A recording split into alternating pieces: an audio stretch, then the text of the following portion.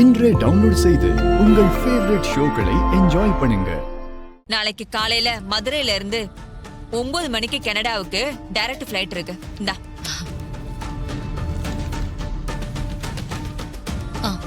இந்தாம்மா. ரேவதி, எனக்கு என்னமோ மனசு கேட்கல. காசு போனா போகட்டும், டிக்கெட் வேணா கேன்சல் பண்ணிடலாமா? உன்னை தனியா அனுப்புறதுக்கு எனக்கு ரொம்ப பயமா இருக்கு. மா, இதுக்கு ஏமா இவ்ளோ யோசிக்கிறீங்க? 3 நாள் தானே, நான் போயிட்டு வந்துருவேன். இதுக்கு போய் இவ்ளோ பயப்படுறீங்க?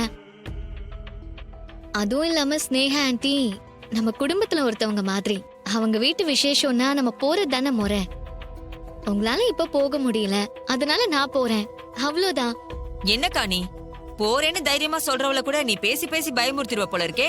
இல்ல சந்திரா, ரேவதிய நான் இவ்ளோ தூரம் தனியா எங்கேயும் விட்டதே இல்ல. அதான் மனசுக்கு ஒரு மாதிரியா இருக்கு. நீ வேற, உன் பொண்ணு உன்னை விட்டு எவ்வளவு தூரம் போயிட்டான்னு எனக்கு தான் தெரியும். என்ன சொல்ற சந்திரா? அது ஒண்ணு இல்லக்கா, நீ என்ன நினைச்சு பயப்படாத. நான் கனடா போயிட்டு வந்துறேன்னு ஒருத்தி தைரியமா சொல்ற அளவுக்கு ரேவதி வந்துட்டா. நீ இன்னும் இப்படியே இருக்கியேன்னு சொல்ல வந்தேன். சரிம்மா, நாளைக்கு காலையில போகணும்னு சித்தி சொல்றாங்க. நான் போய் எல்லாத்தையும் பேக் பண்ண ஸ்டார்ட் பண்றேன். சரிம்மா.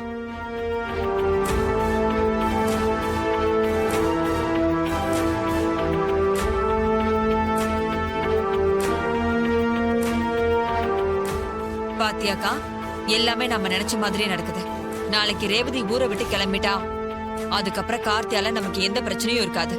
சந்திரா, கார்த்திக் இந்த விஷயம் தெரியாம பாத்துக்கணும். அவனுக்கு தெரிஞ்சா சும்மா இருக்க மாட்டான். எப்படியாவது ரேவதியை கிளம்ப விடாம பண்ணி நம்ம காரியத்தை கெடுத்துருவான். அக்கா, ரேவதி கண்டிப்பா கார்த்திகிட்ட இந்த விஷயத்த போன்ல சொல்லுவா. ஆனா அவனுக்கு டவுட் வராம இருக்கணும்னா ரேவதி பிளைட் ஏறுற வரைக்கும் நம்ம பொண்ணுகிட்ட நாம ரொம்ப நல்லவ மாதிரி நடிக்கணும். ரேவதிக்கு நம்ம மேல டவுட் வரலன்னா போதும், மத்ததெல்லாம் நம்ம பிளான் பண்ணபடியே கரெக்டா முடிஞ்சிரும். நீ சொல்ற மாதிரியே செய்வோம். அவளுக்கு நம்ம மேல டவுட் வராத மாதிரியே இருப்போம்.